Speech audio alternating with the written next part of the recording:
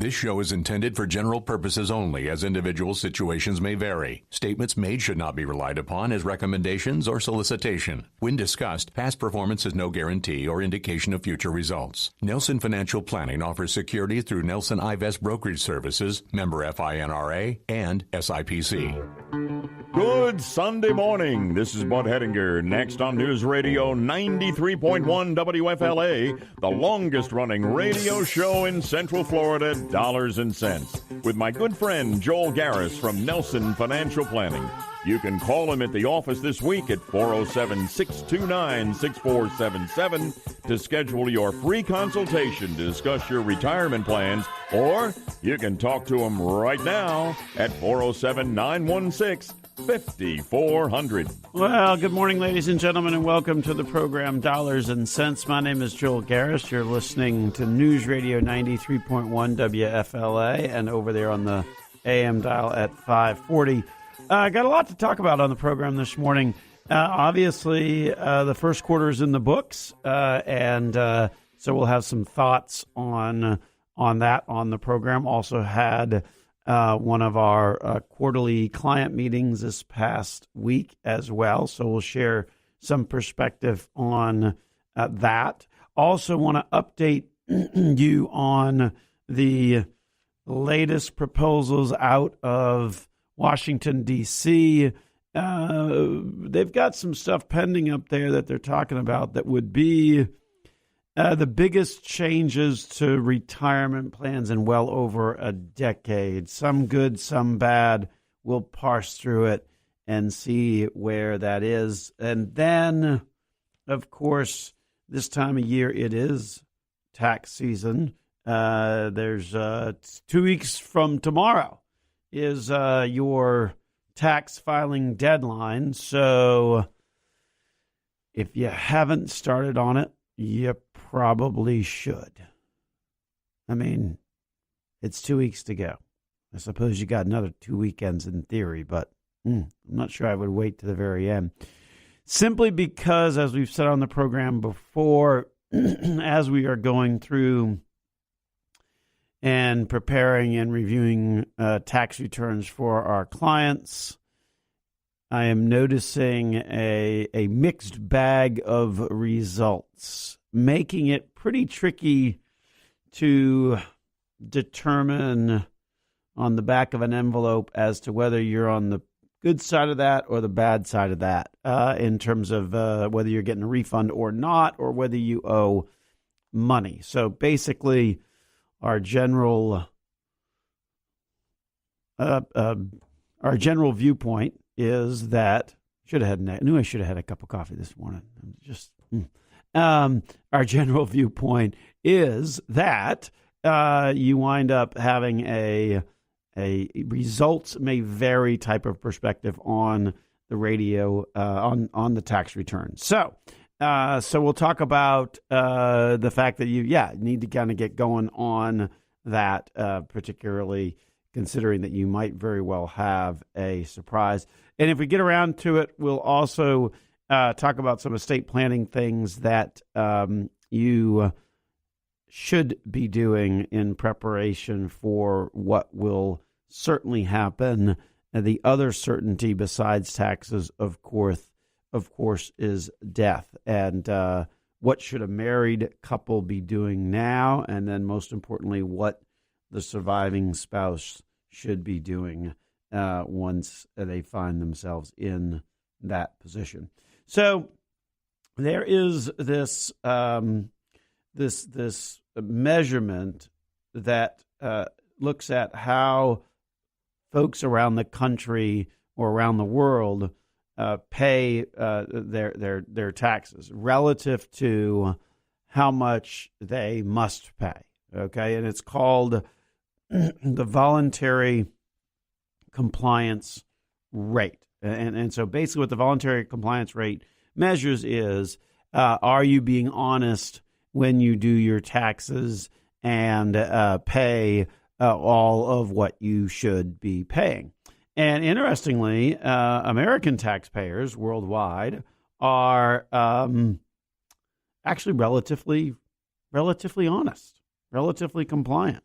American taxpayers pay an estimated 84% of the federal income taxes that would be collected if all taxpayers were 100% honest in completing their return. So that translates to that 84% voluntary compliance rate. So that's pretty good, particularly in light of where other countries are. Germany, for example, is at 68%, and Italy is at 62%. I guess that means if you have much higher tax burdens, you cease to be as honest as you might be. I guess that's the interpretation of that data, because Germany and Italy obviously have much higher tax returns.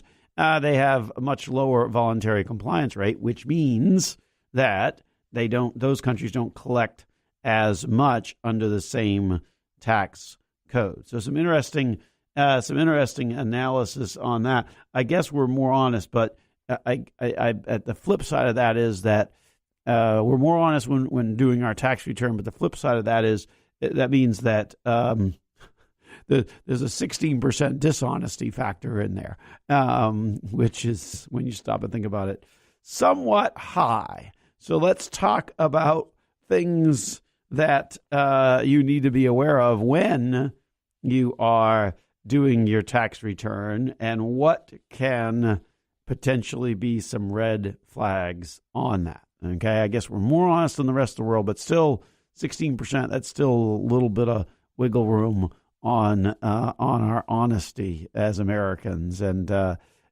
these are the kinds of things that you can run into on your tax return that not only bend to the dishonest side, but they also can, more importantly, I guess, get you in trouble with the IRS. And oftentimes it's just simply being too aggressive with tax deductions. And perhaps when you look at things like charitable contributions and those kinds of things, those are easy to overstate, right? I mean, how much was that sweater you gave to Goodwill? Was it $10 or was it really only $5? Or really, actually it had a hole in it, so it was really only $1. Those are the kinds of things that are easy to overstate.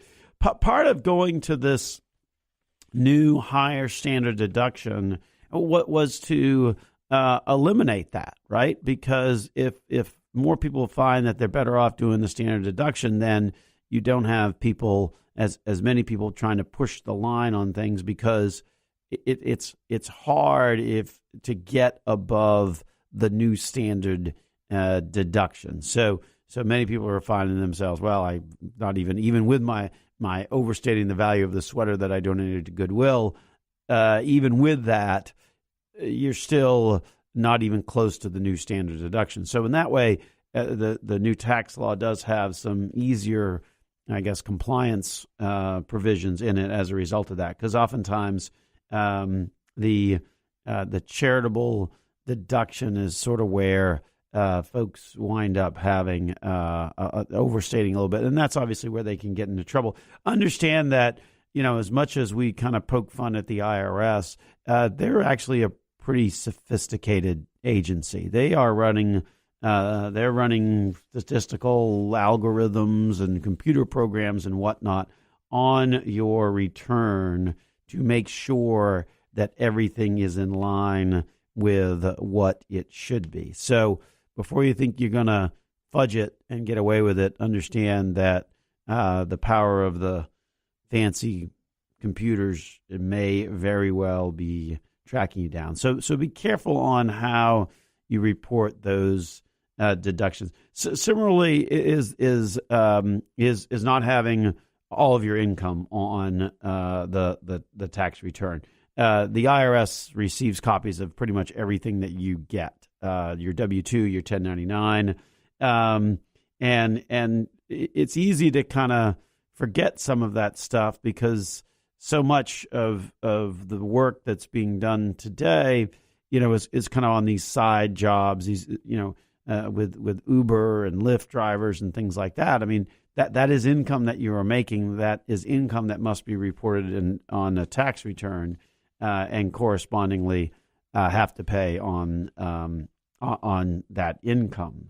The other another issue would be if you are, in fact, finding your income going up.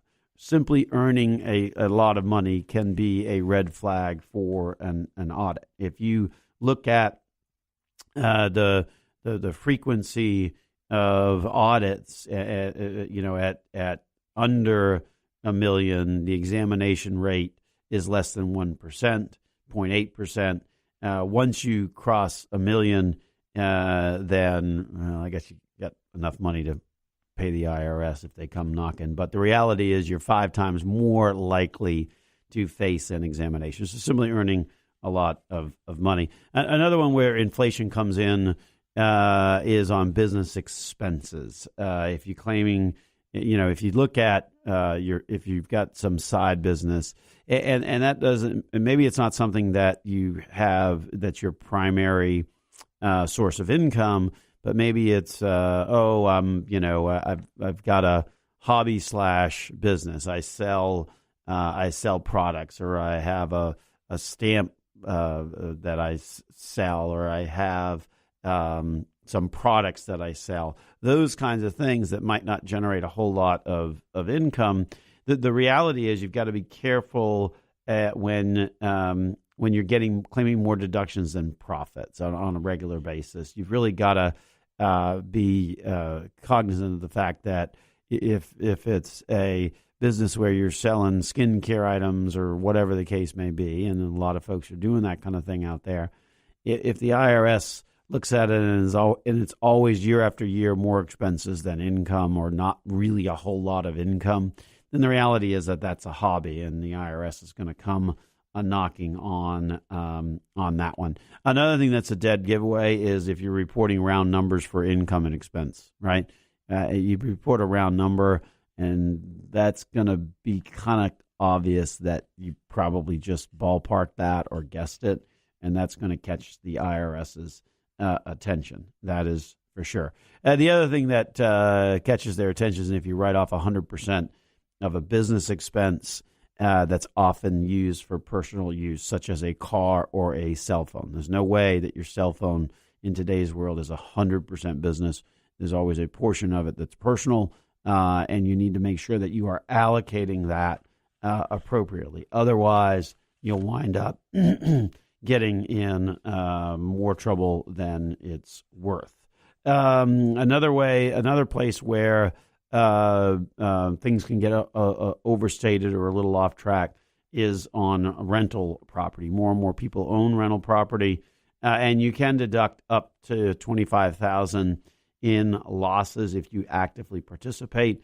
But once your income starts to go above $100,000 and all the way up to $150,000 and $150,000, then you do not get any of that loss for rental property. So a lot of people buy rental property thinking, oh, I'm going to make it as an investment. And then when they sit down and do their taxes for the first time, they realize that, wait a minute, oh, my income's over $150,000. I don't get any of the losses. So it doesn't do me any good to get to have that and to have those write-offs. So that's something we often see is first-time property owners, first-time landlords. You get surprised by the fact that you wind up not being able to claim that loss. So anyway, just some things to kind of think about as you're completing your taxes this weekend as we prepare for the tax filing deadline in a couple of weeks. It is, in fact, this year on April 15. Past few years, it's always kind of been April 16 or 17 based upon how the calendar falls. But this year, it is April 15, which is 2 weeks from tomorrow. And just some things to be thinking about as you're be careful. Don't overstate those deductions or expenses, and don't forget to report your income. Those are surefire ways that you'll get the privilege of meeting the IRS if you do. Or probably won't meet them, because in today's world, it's really more of a letter. But you'll get a letter from them, which still, you don't want to have to deal with that. By the way, if you do get a letter, you probably want to respond. Don't ignore it. You need to be dealing with that, because if you don't, then that's where the cost can start to get very high very quickly. Perhaps you've got some taxes on your questions on your tax return. We've got open lines, so we'll give out the numbers and then we'll slide to the break. So the number is 407 916-5400. Toll free 1-866-916-5400. Those are the numbers to call on in and be a part of the program here on Dollars and Cents on News Radio 93.1 WFLA. This is Bud Hedinger. You know, you can talk to Joel Garris of Nelson Financial Planning right now on Dollars and Cents about anything to do with your money by calling 407-916-5400. Give him a call. It's time to make sense of your dollars. Hey, welcome back to the program, ladies and gentlemen. Dollars and Cents here on News Radio 93.1 WFLA. Hard to believe, first quarter in the books.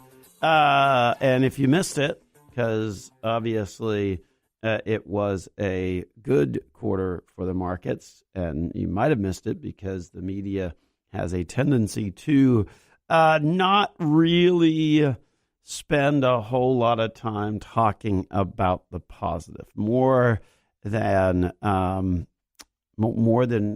ever interested in emphasizing the negative. And when you look at the numbers that the average investor achieves, and we've talked about this many times on the radio program, it is so easy to get distracted. And those distractions will cause you to fundamentally undermine your long-term investment results. The latest numbers came out just this past week for 2018. The average investor, looking at the average investor across this great country of ours, and looking at flows in and out of the market, the analysis concluded that even in good months, let alone bad months, that investors typically underperformed the market. Even when it was going up, they underperformed. And in fact, last year had losses that were about twice as great as what the overall markets did. Why does that happen on such a consistent basis? Well, that's why that's easy to get distracted based upon simply trying to time the market, and to a certain extent as well, trying to chase performance. As I mentioned, we had one of our regular client meetings this week, and we talked a little bit about this at the beginning of the presentation, and why it's so important that we do at Nelson Financial Planning what we do in the form of obviously this radio show, which we then convert to a podcast, but we also communicate with our clients on a pretty proactive basis. Particularly, the frequency of that communication increases when the headlines or the markets are having some indigestion. And so that the point of all of that is to help bring perspective, so that you or our clients don't wind up falling prey to the same things that the typical investor would fall prey to, which is getting very distracted, losing focus, choosing to time the market, chasing after performance. All of that leads to dismal results. And certainly the analysis of this past year, 2018, by an organization called Dalbar, around this country of ours, the average investor lost about twice as much as what the overall market did. And it's so important to have perspective and to maintain perspective, and to have that channel of communication open. As I said to our clients this past week at our meeting, it's one of the most important things that we do. Everybody thinks it's, you got to pick the investments and pick assets. And absolutely, I'm not saying that that's not part of it. You have to be a fiduciary. I'm not saying that that's not part of it. You have to look at expenses of what you're recommending. That's absolutely part of it. But perhaps the biggest part of what we do at the office is to maintain that perspective and to help provide some comparison, because it never ceases to amaze me how often the normal commentary in the media is this is the worst, or this is unprecedented, or this has never happened before. And you just have to look in the history books to realize that, well, yeah, not only has it happened, it generally has happened an awful lot. But it doesn't make for good headlines if you say, hey, the same thing happened yesterday as what has happened hundreds of times before. That would not really generate a whole lot of attraction. Meanwhile, along the way, the market does what it does. And after a quarter that was a particularly tough quarter, one of the worst fourth quarters in a while, then you have the start to the year, with us now being a full 1 quarter in. I mean, tomorrow is April 1st. So 1 quarter in to this year, and lo and behold, the markets are up to their best start in over 20 years. May not be hearing much about that, but that's what has happened. Repairing nearly all of the damage that you saw just in the prior quarter. That's how quickly this thing can move, and that's how easy it is to get distracted. Remember, in the month of December, you had the largest outflows from equity or stock mutual funds ever on record. So where do you think that money still is? That money is still sitting parked. Whereupon it all missed the opportunity to gain back in value what happened, because the first quarter, one of the best quarters in over 20 years.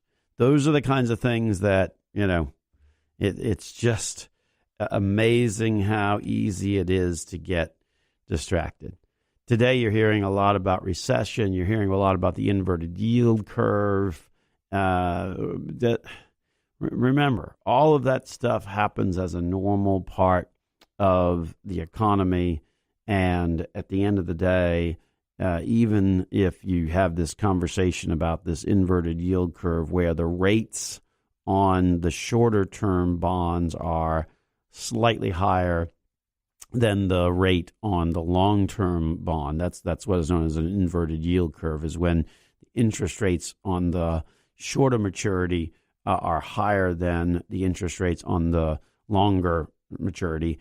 To try and explain that a little bit better, even you have a 1 year bond, okay, and that interest rate has gone up above the interest rate for a 10-year bond. If you stop and think about it, generally a 10-year, right, because it's a longer loan, you would say, okay, well, I'm always going to make more interest on that because there's greater risk, because there's a longer period of time in which that loan is outstanding, and so consequently, that is typically a higher rate because of the time frame involved in that. Well, when the yield curve inverts, that basically is saying that that we're paying more now on a shorter term than on a longer term, which when you stop and think about it is really an odd set of circumstances. And so you're hearing a lot of conversation about that today, because when you typically see that, then there's some correlation between that and a recession. Of course, the problem is that the yield curve's got to be inverted for a while, like months before you kind of get that same comparison of what's happened in the past. These few days where the yield curve kind of temporarily inverts, like it did this past week, I don't think are really anything to get terribly excited about. Plus, what history tells us is that even when the yield curve inverts, there's usually a 12 to 18 month period where the market still continues to move forward and move forward well. So again, just one more distraction that the media throws out there is the inverted yield curve. It sounds much more technical than it really is. The reality is it just has to deal with what the interest rate is on bonds that have different payback periods of time. The likely scenario is that if a bond has a longer payback period of time, it's generally going to have a higher interest rate. If it's shorter, it will be lower. When the yield curve inverts, it means that the shorter stuff has trickled up above what the interest rate is on the longer stuff. So pretty rare, and while it has happened this past week, it really is only happening for like a few days at a time as the bond market moves. So we don't think there's really a whole lot to read into that, but certainly the media is reading a lot into that. But that's the kind of thing that they will focus on, and that's the kind of thing that will distract investors from achieving long-term performance over time. We'll slide to a break. When we get back from the break, we will continue the conversation here on dollars and cents. We got to update you on the latest out of Washington. And this one appears that it could happen. Some big retirement plan changes that may be in store. So stay tuned for all of that. Plus, we've got open lines to answer your tax questions, or for that matter, any question as it relates to your finances. The numbers to call in, 407-916-5400. Toll free, 1-866-916-5400. We'll be back after these messages here on Dollars and Cents with Joel Garris of Nelson Financial Planning on News Radio 93.1 WFLA. This is Bud Hedinger. You know, you can talk to Joel Garris of Nelson Financial Planning right now on Dollars and Cents about anything to do with your money by calling 407-916-5400. Give him a call. It's time to make sense of your dollars. Hey, welcome back to the program, ladies and gentlemen. Dollars and Cents here on News Radio 93.1 WFLA. This is Joel Garris of Nelson Financial Planning. And your host, and the show's been on, obviously, for a long time. Started about 30-odd years ago by my father-in-law, Jack Nelson. Continued today by me, yours truly. One of the regular topics of conversation on the program is the latest out of Washington. So we've got some updates on that, particularly some of the retirement legislation that seems to have bipartisan support. And when it has bipartisan support, then that increases the likelihood of it passing. So we want to get to that. Also, a little bit of a change by the IRS in terms of the availability of making lump sum payout offers to retirees who have already begun to receive a monthly pension. In the past, there was a prohibition against that. So if I'm the employer and I want to get some stuff off the books, what I cannot get off the books is current retirees who are already receiving their pension. But that apparently has reversed, or at least reversed earlier this month as a result of a change of policy by the folks at the IRS that now sort of reverses that previous position that allows employers to make a lump sum payment offer to a pension participant. Why is that important? Well, if you're collecting a pension, you may very well be getting an offer, which would be an offer like you had never gotten before because they didn't allow those offers. And so those offers are intended to provide a lump sum of that ongoing stream of income that you would get under a traditional pension plan. There's pros and cons to those offers, and whether you want to continue the monthly payment or get a lump sum depends widely on personal facts and circumstances. So we highlight that issue just to make you all aware that if you are getting a pension, you could, out of the blue, get an offer, depending upon where who's delivering the pension. You could, out of the blue, get an offer that says, hey, we want to kind of get you off the book, so we're willing to offer a lump sum of all of those future payments we would urge you to think carefully on that and take some time to go in and visit with a financial professional and go through what the numbers might be on that. But an interesting change of position by the IRS. I suspect that means we will start to see more lump sum offers on a regular basis as employers look to really get all of these ongoing liability payments, these pension payments off of their books. As they look to do that, then I think you're going to see more and more of that going forward. So in other news on the retirement side of things and the folks up in Washington, there is a bill floating around that does have bipartisan support that would, interestingly, would do a couple of different things.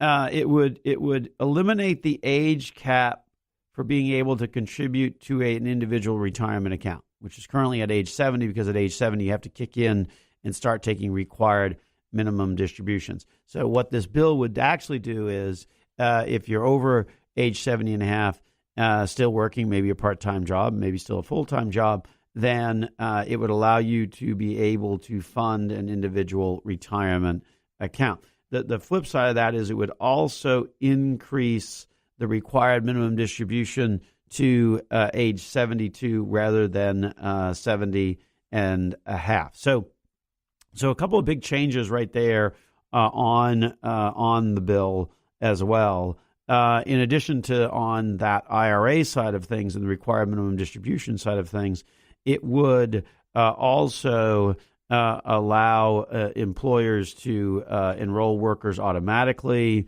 and set up sort of an automatic type of investment strategy. I always worry about that being a bit more conservative, but I guess at the end of the day, if you're doing nothing, that's better than nothing. What it would also do on the 401k plan, and we've talked about this on a prior program, is it also now offers the option to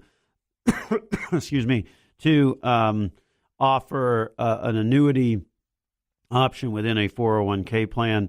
I'm not sure I'm a big fan of that. I think that's something that the insurance company has lobbied for years, and it appears that their lobbyists are doing well at finally trying to get that into the mix. Because basically what that would do is that would take your money and be able to put it into an annuity, which would be a stream of income that would be guaranteed by the insurance company. The problem is that your employer has to pick the right insurance company in order to make sure that those payments are in fact coming out, because the annuity would be guaranteed by an insurance company, not the federal government. So, and I also worry about the fact that generally when you look at annuities, particularly in an era of low interest rates, which is what we're in right now, you don't get the kind of payout that you would expect. Usually it's about a 2% plus or minus type of payout. So I'm not sure I'm a particularly big fan or proponent of that as a necessary part of your the 401k marketplace. The reality is, if you really wanted to buy an annuity with your 401k, you could easily roll it over and get an annuity that way. So the more the folks in Washington like to get in the middle of all of this stuff, the particularly when the option is readily available to be able to do that, it always concerns me. So that one's got I've got a little bit of a concern about. On the flip side, the pending legislation would allow people to take money out of 529 accounts to pay for things like homeschooling, apprenticeship programs, plus you could take up to $10,000 for repayment of some student loans. You could also take up to $5,000 from retirement accounts within a year of the birth of a child to help offset the costs of going to the hospital and having a child. So that would be another exception where you could take out up to $5,000 without having to pay a penalty. The other exception that has a number on it that allows you to do that is the first-time home buyers, where you can take out $10,000, no penalty on that. Still have to pay taxes on it, but that would be another exception that the folks in Congress would introduce. So with all of those proposals, right, there always has to be a way to pay for it. So here's where it gets a little muddy and where we get quite a bit concerned. So here's how they're going to pay for it, because all of these changes, right? If they're for the benefit, if they go more money in your pocket, less money in the government's pocket, then the government always has to kind of figure out a way to balance things out. So here's what they would do. They would require folks that inherit retirement accounts to take the money out within a 10-year period of time and pay income taxes on the process. It would exempt certain beneficiaries, including surviving spouses and minor children, but it would accelerate the payout of those beneficiary IRAs. We definitely are not proponents of that. Folks, if you inherit an IRA, you've got a powerful ability to leave that IRA alone and let it continue to grow on a tax-deferred basis. And the only thing you've got to do is take a little bit of money out each and every year. So that's pretty powerful, right? If you get that kind of an account growing over decades. The reality is that that's exactly what the folks in Congress are after. They don't want you letting that money being able to sit there for your benefit and continue to grow on a tax-deferred basis. So to pay for these changes, they are trying to reverse the beneficiary IRA and, in essence, make you take that money out all over a 10-year period of time. Stay tuned on that one. That would be a significant change that would affect many people, and particularly many people over the course of the next 20 years, simply because if you look at where the money is, right, and how that's going to pass to the next generation, where the money is, there's now, in the generation that's 65 and above, that's the first generation that really had IRAs and retirement accounts and 401ks and all those kinds of things. Over the next 20 years, and we all know the numbers, it's the largest transfer of wealth from one generation to the next. A lot of that wealth is in the form of IRAs and 401ks. The folks in Washington know that, and it's interesting that that's what they're circling around in order to make sure that when that money passes, that, in fact, the taxes get paid in a much more accelerated basis than what you've got the flexibility for. Stay tuned on that one. That one's going to be a big one, and we'll continue to keep you informed as it progresses through Washington. We're going to slide to the break, and we will come back here after these messages here on Dollars and Cents. This is Joel Garris, Nelson Financial Planning, News Radio 93.1 WFLA. This is Bud Hettinger. You know, you can talk to Joel Garris of Nelson Financial Planning right now on Dollars and Cents about anything to do with your money by calling 407-916-5400. Give him a call. It's time to make sense of your dollars. Hey, welcome back to the program, ladies and gentlemen. Dollars and Cents here on 540 AM News Radio 93.1 WFLA. On this segment of the program, we're going to talk a little bit about some things that married couples should do to prepare for the other inevitable. I've been talking a little bit about a bunch about taxes on the program, obviously with the tax deadline a couple weeks away. And the other inevitable is death, right? When if you're married, there are some things that you probably want to do ahead of time, and then of course if you're the surviving spouse, there's equally some things you want to be doing as well. So we thought we would share some of that stuff with you on the program here in the last few minutes on the program. So some really key steps, if you kind of take a look at things that you can be doing now, is to make sure that you have beneficiaries named on all of your accounts. Make sure your respective spouse, assuming that's who you want to leave your money to, make sure the respective spouse is named as a beneficiary on any and all accounts, IRAs, life insurance, bank accounts, and to the extent that there are both names on it, make sure that it's joint tenants with rights to survivorship. In the case of a married spouse, that is usually the presumption, and so all of that will move automatically over to the surviving spouse without any issue of having to go through probate or anything like that.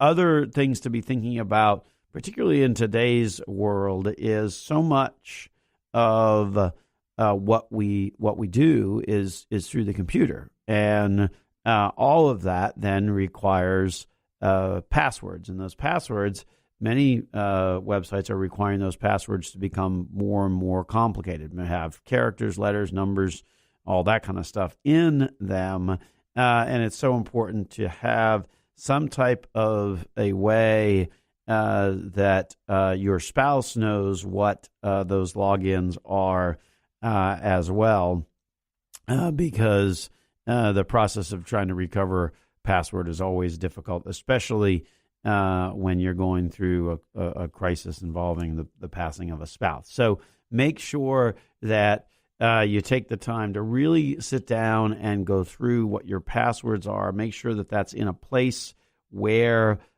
you are going to be able to find it. Another thing to remember is that when a spouse passes, the assets that are solely in his name or her name are to be used to satisfy their debt, and so joint assets would not be subject to that, and that's important to note, because let's say your spouse has some credit cards out there and they pass away and everything is titled correctly and it just passes automatically to you, and there's nothing just in his name, then the reality is that you wind up having an opportunity to not have to worry about paying those debts. So some important financial concepts that married couples should do in order to best prepare themselves for the inevitability that one of them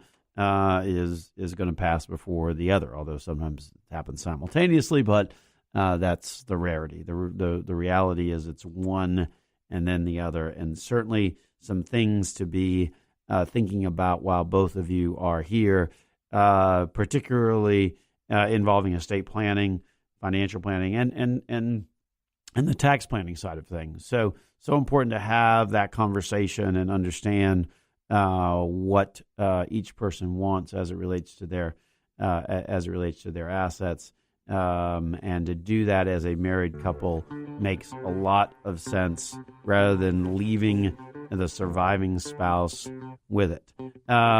Next week on the program, we will talk about what the surviving spouse should do in the case of their spouse passing away. There's a lot. It's obviously a very traumatic time.